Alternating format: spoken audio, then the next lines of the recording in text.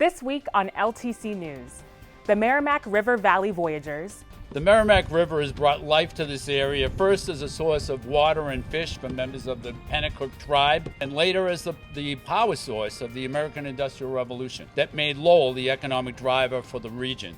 The Southeast Asian Water Festival. It's the 23rd year of this celebration, and as I look out to the crowd, you probably heard me say that a couple of, an hour ago, that we have families and friends from Canada, California, from Poland.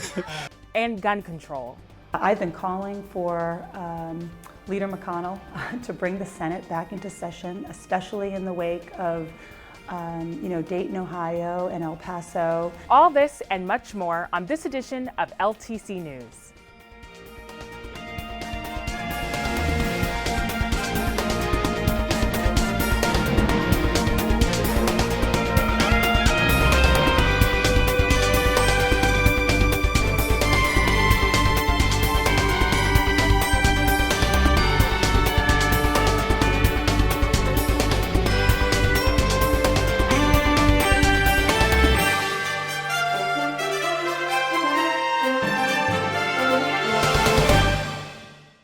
Welcome to LTC News. I'm your host, Krista Brown.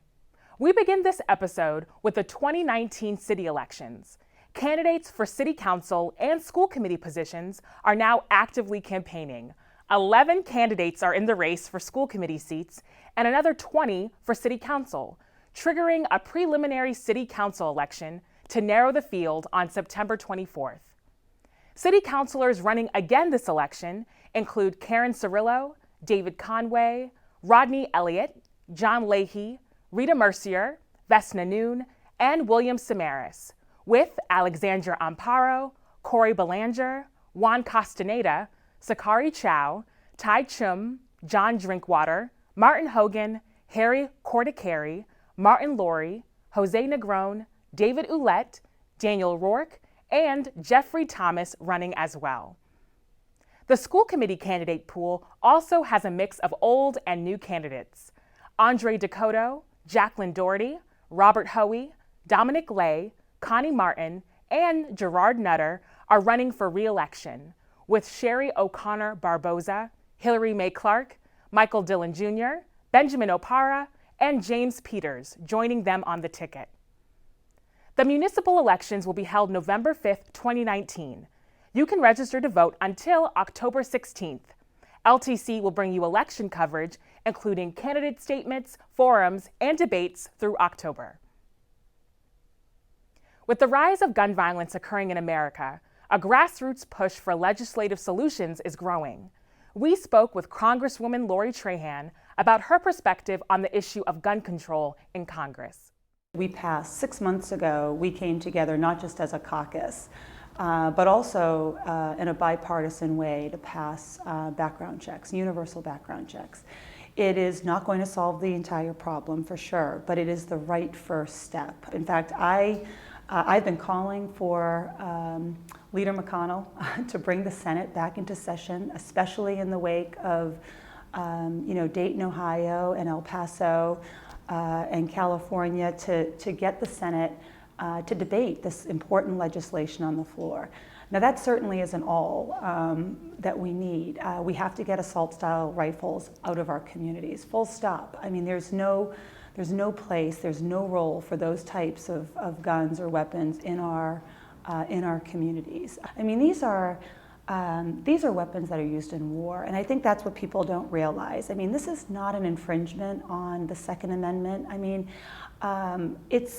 it's just taking weapons that are meant to fight wars off of our streets so that they don't fall into the wrong hands and that they don't cause mass killings. I mean, when you have a magazine that can let off 10 rounds in seconds, we don't even give our law enforcement a fighting chance. We passed $50 million in our federal budget just to commission research, the National Institute of Health, to do basic research on the impact that guns have on our public health.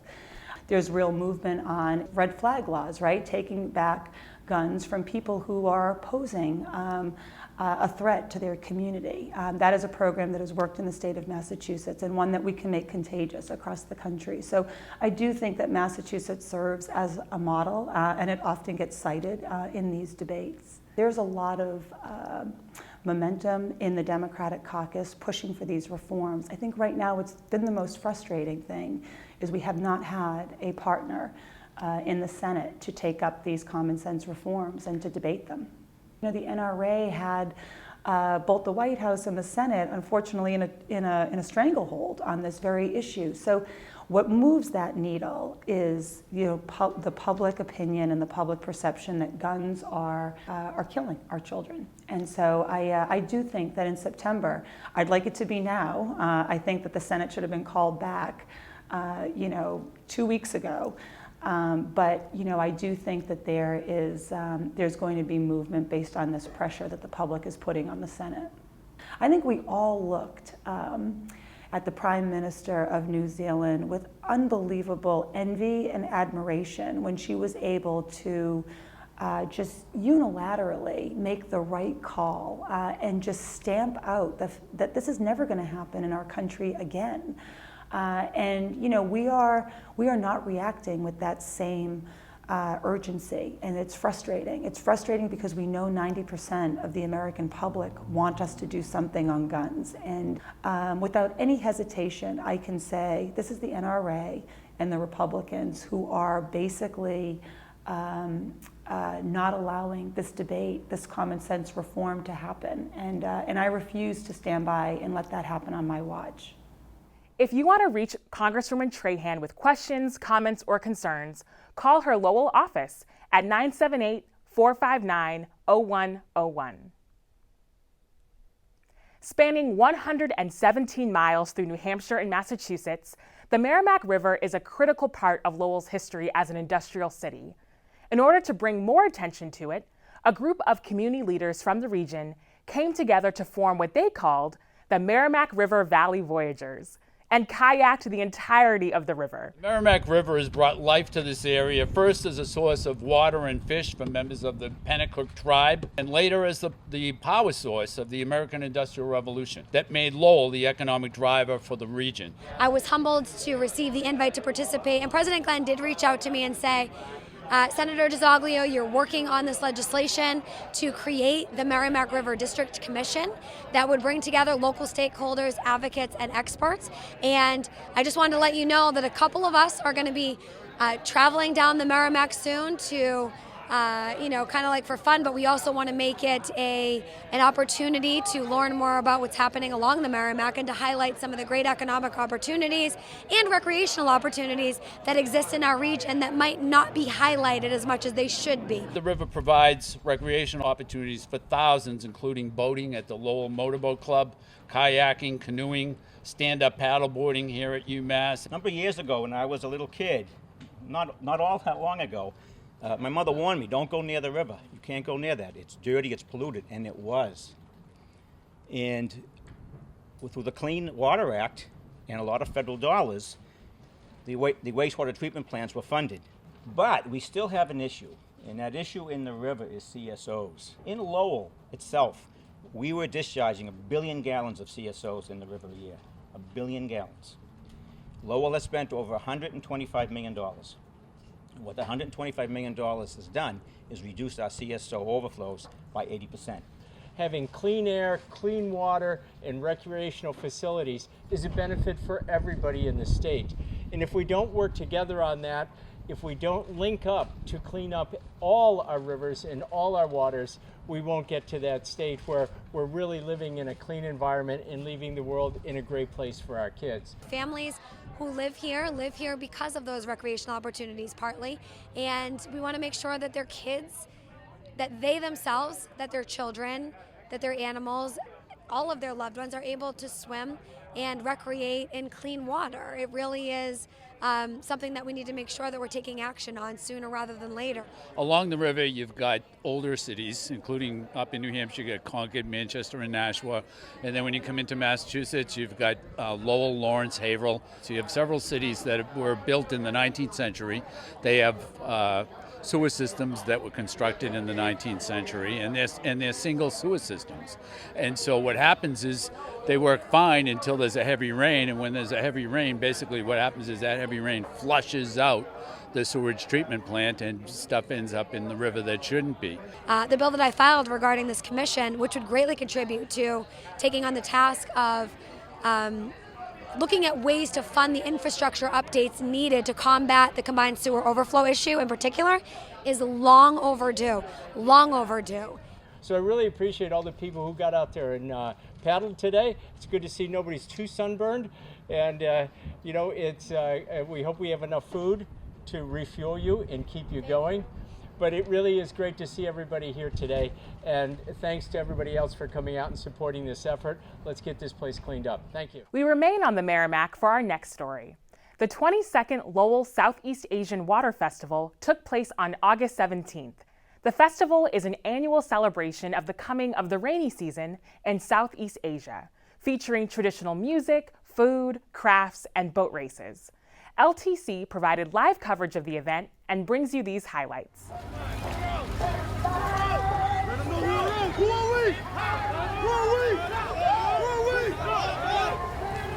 This is the 23rd year of this celebration.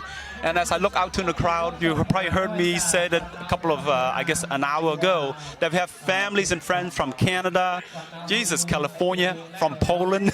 So it's amazing how people actually wait a year in advance just to come here to this beautiful event. And the volunteers that come and put this event together is just beautiful. We have 40 to 50,000 people attending our event year in and year out. And imagine that, 40 to 50,000 people, and it is a free event, folks. Can I say that again? There's no charge for you to come in. There's no cover fee for you to walk through the water festival. You can come in to see all the arts and craft, the amazing food booth all over, the performance. This is all volunteer. This is all free.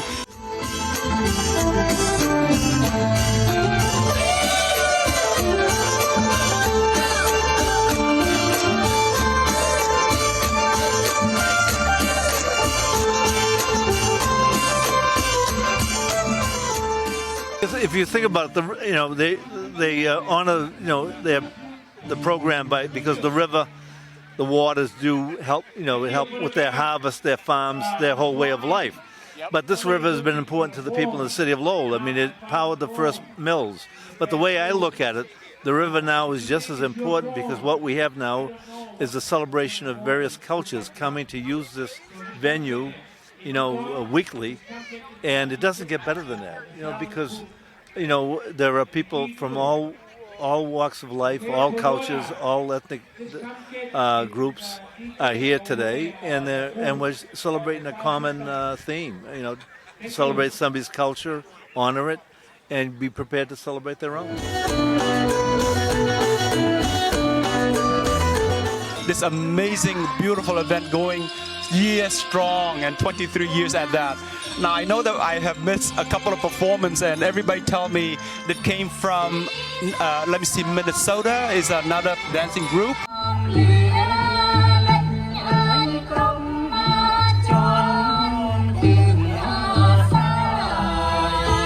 Of course, we have our very own Uncle Dance troupe. They did a wonderful, beautiful job as always.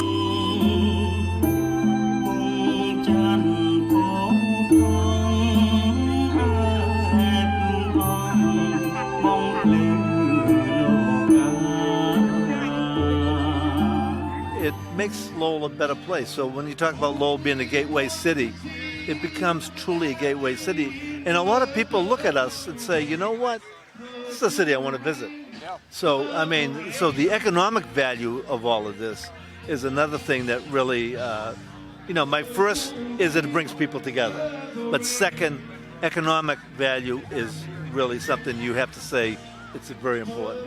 All right, let's bring up Team Top Gun. Let's play. They defended the title for the 5th year in a row. Give them a hand, guys.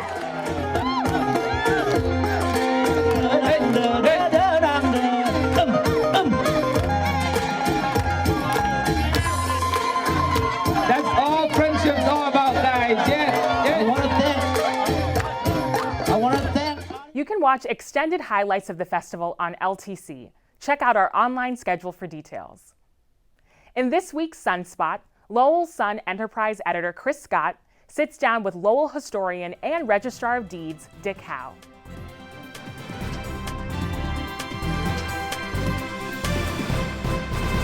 Good evening, everyone. I'm Chris Scott, the Enterprise editor at The Sun. Welcome back to another edition of Sunspot. I believe that this is either the 98th or the 99th edition, and with me is a very special guest. It's the first time he's appeared. We have Richard Howe Jr. Richard, thank you for coming in. I appreciate it. Chris. In his public life, he's known as the North Middlesex County Register of Deeds. We're not going to talk about books and pages and all that stuff up at the Register of Deeds, although we could do that another time. We're going to talk about city politics, and specifically, we're going to talk about the voter rights lawsuit. Now, on the day that we're filming this, you're going to be off to attend the big city informational meeting on what is going to be coming down the pike within a few weeks. But I thought it would be informing for our viewers to talk about when your dad was on the council many, many years ago, Richard Howe Sr. I think he first ran in 1960 or 1961? 65. 65. Yes. How many candidates were there in that? There were 56 for the primary. And 56? Yes. And do you recall how many were for the school committee? No, but I think it was proportionately the same. Mm-hmm. So it was probably 30. A large number. Yeah. When did you see a seed change in interest and involvement in city elections? Not just on the part of candidates and fewer candidates running, but people just aren't as engaged. I would say the numbers of people who voted kind of tailed off gradually, mm-hmm. but I think one of the last really great city elections was 1993, and that was the Young Turk election? Yes. Okay. And you were around for that, I know. And I don't remember how many people voted, but there were a lot of candidates. In fact, one of the incumbents that year didn't make the top 18 in the primary. And who was that? I believe. Well, I think it was Richard O'Malley. Okay, right. Yep. But Dick O'Malley. So that I think is pretty good evidence of how competitive it is. I don't know how many total candidates mm-hmm. ran, but there were some very competitive candidates. Now, around the time of that 1993 election, isn't that when city council meetings were became televised? Yes, and one of my favorite Sunday columns of all time came that January, and it said that... I don't think I was the author of it back then. Well, it said political observers suspect that now that all of the meetings are televised, mm-hmm. there could be some changes in the makeup of the city council, mm-hmm. and sure enough, 6 incumbents lost, mm-hmm. and a total of 6 mm-hmm. lost. There were only 3 who survived mm-hmm. the election. If we had more time, I'd love to. We could go back and have some fun with that. So now let's fast forward a few more years. We barely had enough candidates to field a preliminary election. The city council voted to file a home rule petition a couple times, I think, and it was successful at the State House, where the state allowed the city to forego the preliminary election because there were just so few candidates. And now here we are in 2019, and we're looking at, I think, 20 candidates, barely enough to meet the threshold for preliminary. We're not going to see a repeat of that history with the city council going to Boston because they've already been told they can't. Either change the charter, do something differently, or figure it out, which brings us to the voter rights lawsuit. We were talking off air about the objectives of the lawsuit, and I certainly see in the objectives one to try to get diversity from city neighborhoods. But I think just looking at it holistically, I see an effort to try to trigger more interest in city elections, both getting more candidates to run and hopefully more candidates to vote. I mean, presumably if you had a candidate from Back Central or from the Grove or Ayers City or something like that, maybe people from that area would come out to vote. So what's your prognostication on that as we really hit crunch time? Well, I think that one of the biggest problems in the governance of this city mm-hmm. is the lack of people who vote in city elections. Mm-hmm. So it's roughly 10 to 12,000 out of maybe 60,000 registered mm-hmm. voters and 110,000 residents. And people say, well, you just got to go, they don't care, or they got to get a vote. Yet the other number I cite is 30,000, because that's how many of those same people vote in a presidential election year.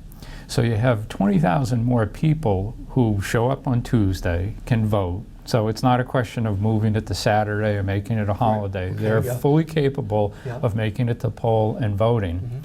And they do for president. And I contend that who's on the city council has a much greater impact on your day-to-day life than the president of the United States does, because they take care of trash pickup, parks, public Plowing. safety, plowing, water, clean water, taking care of sewage. There's just like I said, every aspect of your life. And so I think the question is, why aren't people more engaged in this government that controls so much I would of ask their you, lives? how do you explain the disconnect? I think people have, there's a whole bunch of factors.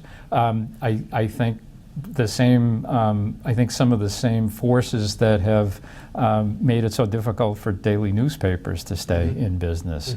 I think there's alternate means of getting information.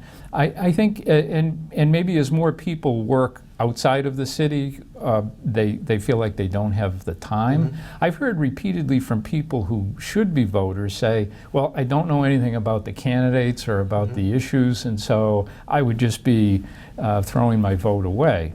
And so I think there's sort of an obligation among the citizen in a democracy to learn something about your local government, but it just hasn't worked. And the numbers I cite have held up for about 20 years, and the numbers you cite for the number of candidates have been about that same line. The numbers that I was talking with Wendy Bloom, the executive director of LTC, prior to coming on today, and we were talking about this issue.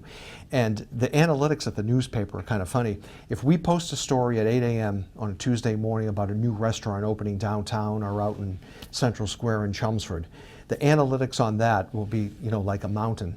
But then if we post a story about what happened at the Chelmsford Board of Selectmen the previous night, it will be a flat line. Right, but you don't know whether that's because people just aren't interested in it, or because whatever's driving them to the story attracts them to one. We kind of dissect the numbers, and we've come to the conclusion that people, and I think this goes to your point, they just really don't have that interest in local government, even though it impacts their lives in many, many different ways. Right, and so I think that what the city of Lowell cannot do is just keep doing the same thing over and over again and hoping for a different result, right? Yeah, that's a classic saying. So they have to try something. And I like to think that's why the council settled this case. And I think there's some pretty drastic changes that will come out of But it. we only have a couple minutes left, so what do you think is going to happen? You've been moderating some of these public sessions on what's going to transpire in early September for Lowell Votes, right? Are you working with Lowell Votes? When all the dust is settled, what do you think the two options that the City Council will put forward? I think they'll put forward one of the hybrid options, which is some district councilors and some at large. And I think the other one might be the ranked choice voting, and one of the reasons, almost selfishly for the councilors, that's the only way they guarantee that they all have a shot at winning. Because so many of them are clustered in one neighborhood. If you go to all districts, only one would have a chance of winning in that district. Do you think people will understand, though, ranked choice? I think that's one of its biggest hurdles. I've finally come to understand it because I've been getting up and talking about it. Give us a quick So you have to understand that it's in a multiple candidate field, because it's different if it's only for one. Like if you're using ranked choice voting in Congress, it's done completely different. But in a multi-candidate field, you as a voter have one vote, but it's a transferable vote. And so what the system is meant to do is that if you vote for somebody that gets way more than they need to win, you'd really be wasting your votes. And so those votes are reallocated to your second choice candidate. Conversely, if there aren't enough excess votes, you go to the last place finisher and you redistribute that person's votes. Boy, that will be a lot to digest. Yeah, and the city had that system from 1944 to 1957, but the voters threw it out.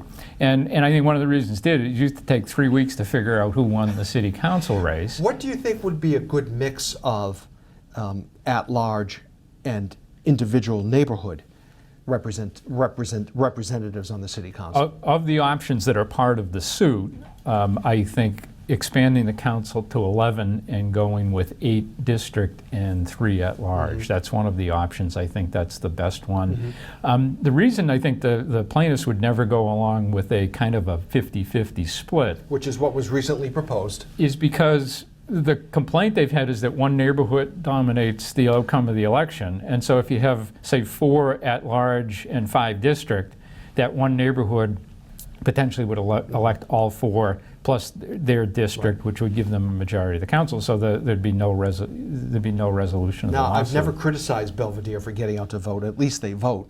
You know, over the last several years, as this has played out, what I wish the newspaper could have done, and maybe it still could do, was some kind of effort to get other neighborhoods to vote, like Belvedere. You know, there's a group of people in the city that have scorn for Belvedere. My God, they got out to vote on the high school issue.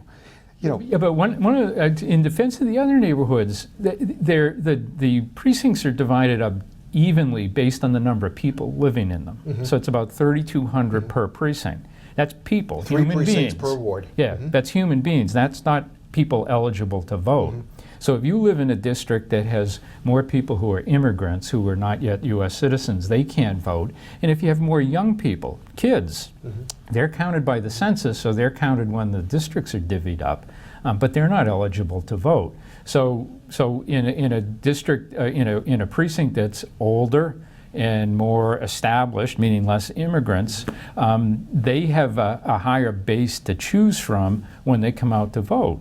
And so they're already starting at second base. Right. And so it's a lot easier to get to home plate. Now, granted, of the people who are eligible to vote, they vote in much higher numbers, but you have to ask whether it's a chicken and egg thing. Is it because they kind of dominate the elections anyway, that they get positive feedback? So if other parts of the city got the same kind of feedback by electing somebody from their neighborhood, would they vote in greater numbers? Well, the city council, and I've got to wrap it up, unfortunately, but we can have you back in September after the city council. The city council has to make its decision by September 3rd, correct? Yes. On 2 options. Yes. And then there'll be a non-binding referendum on the November ballot. Right. And and then they have to pick one of the 2 of them by December 3rd. By That's December the deadline. 3rd. Yeah. And then maybe in the middle of that, we can have you back for some more analysis on the 2 items, the 2 ways that the city council selects. Terrific. Okay, Richard, thanks for coming in. I Thanks appreciate for having it. me. Yep. You're welcome. Thank you for tuning in to this latest edition of Sunspot. We'll be back in a week or 2 with either the 99th or the 100th edition of the program, and I'm working to land a guest that night that we have not had before. So thank you for tuning in, everyone. Have a good night. And that's all for this edition of LTC News. You can find us on LTC channels 8, 95, and 99, online at ltc.org, on Roku in the LTC News playlist, or on Facebook at LTC Lowell. We leave you now with more highlights of the Southeast Asian Water Festival. I'm your host, Krista Brown. Thanks for joining us.